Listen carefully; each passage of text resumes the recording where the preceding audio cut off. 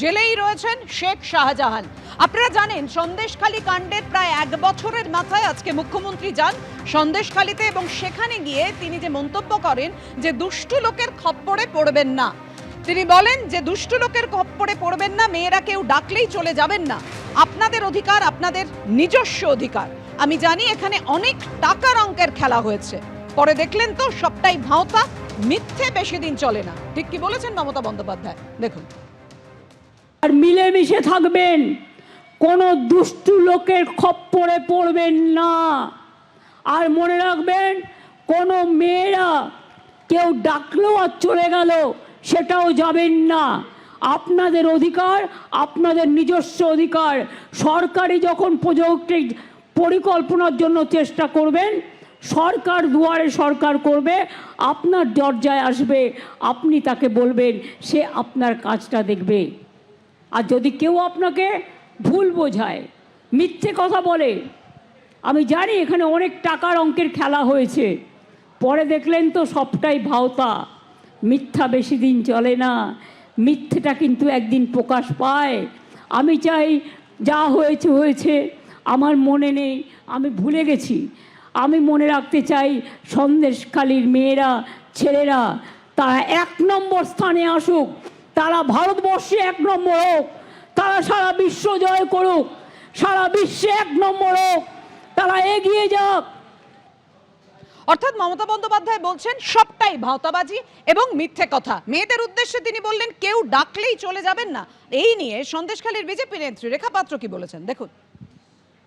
উনি সরকারি টাকায় প্রোগ্রাম করছে না, আমরা তো সরকারি টাকায় প্রোগ্রাম করি না, আমরা আমাদের যতটুকু সামর্থ্য হয় সেইটা দিয়ে আমরা প্রোগ্রাম করার চেষ্টা করি।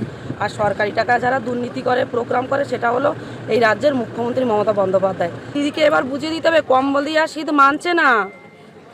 মানুষ লড়াই করতে করতে গায়ে গরম এসে যাচ্ছে, মানুষের আর এই কম্বলে কিছু হবে না। মমতা বন্দ্যোপাধ্যায়কে এবার বুঝে নিতে হবে যে লড়াইটা যতক্ষণ সন্দেশখালী হচ্ছিল, সন্দেশখালী যদি উনি এসে যদি মানুষের পাশে দাঁড়াতো, তখন যদি দেখাতো হ্যাঁ আমি আন্দোলন করে এসেছি এই জায়গায়, আমি আন্দোলনকারী মা বোনেদের পাশে আছি, তাহলে একটা ব্যাপার ছিল অন্যরকম। কিন্তু উনি সেই আন্দোলনটাকে বহিরাগত বলে সমর্থন করেছে, সেখানে ওনার কোনো জায়গা নেই। আর সন্দেশখালী আমরা লড়াই করে শান্তি ফিরিয়ে নিয়ে এসেছি, আর সেই শান্তির জায়গায় আমরাই থাকবো এবং ওই শান্তিটা আমরা যতক্ষণ না এই তৃণমূল কংগ্রেসের হাত থেকে এখনো অবধি যে টুকিটাকি দুর্নীতি হচ্ছে সেই দুর্নীতির হাত থেকে যতক্ষণ না বাঁচাতে পারছি ততক্ষণ আমরা সন্দেশখালীতে আছি। আপনারা শুনলেন রেখা পাত্র, তিনি বলছেন কেন প্রথম দিন যে অবস্থায় অশান্ত হয়ে উঠেছিল সন্দেশখালী, তখন কেন মমতা বন্দ্যোপাধ্যায় আসেননি।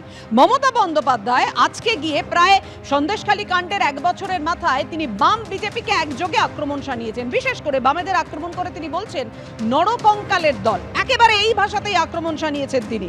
সারাক্ষণ চক্রান্ত করছে বিজেপি, ওদের টাকায় হাত দেবেন না, সব থেকে বেশি অত্যাচার করে বড় বড় কথা বলেছে বামেরা, এদের মিথ্যে কথায় ভুলবেন না, আমি পাহারাদার। সন্দেশখালীতে কিছু হলে 1 মিনিটে জানতে পারবো। বছর শেষে সন্দেশখালী গিয়ে হুঙ্কার দিলেন মমতা বন্দ্যোপাধ্যায়, দেখুন।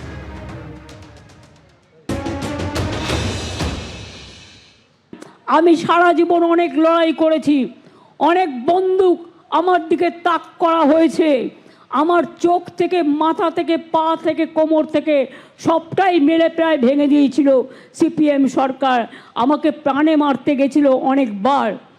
বিজেপির চক্রান্ত তো আপনারা জানেন, সারাক্ষণ ওদের অনেক টাকা আছে। রামকৃষ্ণ পরমহংসদেব বলতেন, ওরে টাকা মাটি, মাটি টাকা, এগুলো মানুষের টাকা নয়, এগুলো হচ্ছে অন্যায়ের টাকা, বিজেপির টাকায় হাত দেবেন না। আর ইদানিং কিছু হঠাৎ যে বামফ্রন্ট সবচেয়ে বেশি অত্যাচার করে গেছে মানুষের ওপরে, তারা আমাদের খুন করতে দ্বিধাবোধ করেনি দিনের পর দিন। তারা আজকে হঠাৎ বড় বড় কথা বলতে শুরু করেছেন, নরকঙ্কালের দল, পাষণ্ডের দল, অত্যাচারীর দল, মানুষকে মেরে ফেলার দল, বিসর্জনের দল আর দৃশ্য দূষণের দল। মনে রাখবেন, এদের মিথ্যে কথায় ভুলবেন না। দিদি যদি বলে দিদি করবে।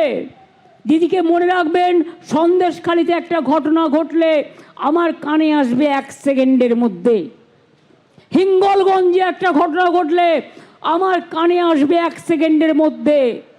মিনাখায় একটা ঘটনা ঘটলে আমার কানে আসবে 1 সেকেন্ডের মধ্যে, বাদুরিয়ায় ঘটনা ঘটলে কানে আসবে 2 সেকেন্ডের মধ্যে, বসিরহাটে ঘটনা ঘটলে 8 সেকেন্ডের মধ্যে আসবে। আমি সকাল থেকে রাত মানুষের পাহারাদারির কাজ করি। তিনি আবল তাবল কথা বলতে অভ্যস্ত, আবল তাবল কথাই বললেন, যে কথা না আছে কোনো রাজনৈতিক মূল্য, না আছে কোনো প্রশাসনিক ভিত্তি। গোটা সন্দেশখালী অঞ্চলটা মানুষের নজরে এসেছিল ওর ওই শাহজাহান, ওর লালিত পালিত গুন্ডাদের গুন্ডামির ফলে। এখন ওখানে ওই গুন্ডারাই তো নিয়ন্ত্রিত করছিলেন মহিলাদের। মহিলারা আজকে বিক্ষোভ করেছিলেন বলে ওর খুব ভয় হয়েছে, তাই উনি সেই জায়গায় ঘুরে ফিরে এসে বলতে চাইছেন সরকারি প্রকল্প। আরে সরকারি প্রকল্প হলে তৃণমূল দলের লোকেরা পাড়ায় পাড়ায় গ্রামে গ্রামে কি করে বলেন যে অন্য দল করলে পরে প্রকল্পে সুবিধে কেড়ে নেব? উনি সৎ সাহসের সঙ্গে কথা বললেন না কেন যে সরকারি প্রকল্প কেউ কেটে নিতে পারে না, তৃণমূল পারে না, মমতাও পারে না, সরকারি প্রকল্প সরকারি টাকায় হয়? এই সত্য কথাগুলো কেন বললেন না? আসলে ঘুরে ফিরে উনি এটাই বলার চেষ্টা করলেন যে সরকারের সঙ্গে যারা অনুমোদিত গুন্ডারা আছে তাদের কথায় চলবেন, অন্যের কথায় চলবেন না। এই কথায় লোকে আজকাল আর ভুলছে না এবং ভুলবেও না।